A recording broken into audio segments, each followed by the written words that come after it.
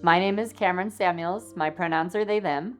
And I was a student in Katy ISD, just outside of Houston, organizing against book bans and censorship, defending students' intellectual freedom, our LGBTQ rights, at a time where school boards became an emerging frontline for attacks on democracy and on education.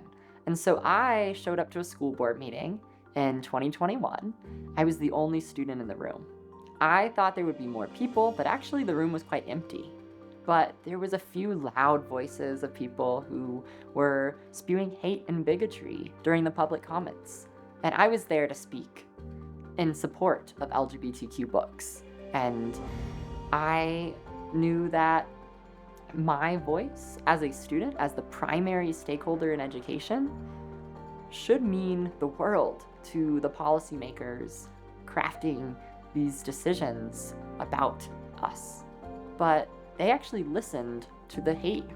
They caved in and removed books from shelves. And I knew that my voice needed to matter more. I needed to bring more students to the table. We needed to pack those school board meetings. And so I led a movement that started in Katy and now has grown throughout the state. Hi guys, my name is Cameron Samuels. I use they, them pronouns.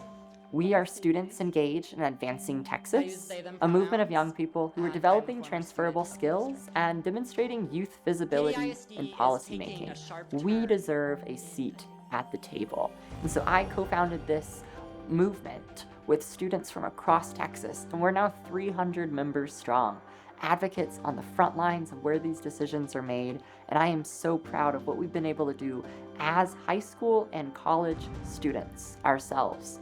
We are student-led entirely, 100%, and we are organizing at the school board level, at the state legislature, and in the federal government in Washington, D.C. The affirmative testimony you're about to give before this committee will be the truth, the whole truth, and nothing but the truth, so help you God. If we're to solve the Texas-sized issues that we're facing today, then we need all of the stakeholders at the table.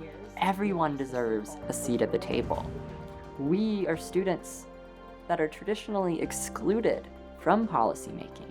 It's not every day that you hear students testifying at the legislature. It's not every day that lawmakers take us seriously. But we are crafting legislation and introducing that to the legislature.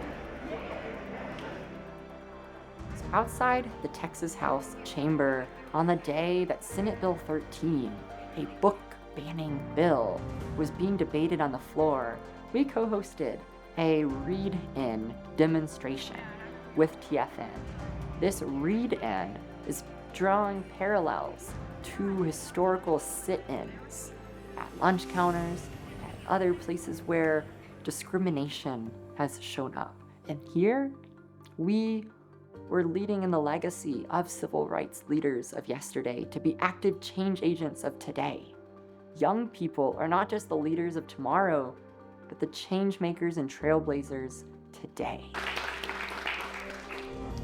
In 30 years, I want Texas to be a place where everyone has an ability to shape policy decisions affecting us. I want students to know that they are valued in education, not just as consumers, but as stakeholders, as people whose futures are dependent on what we provide to our youth in the moment. Fear and isolation is straight from the authoritarian playbook. We have someone in the White House and in the governor's mansion who wants us to feel alone. They have an agenda that is cruel, but cruelty is their point. So we can respond to that with joy, with resiliency, with response, with our voices and power. My hope in the future is that we're seeing that what we're doing today is laying the groundwork for the future of our democracy. Young people are not just the leaders of tomorrow, but the change makers and trailblazers today.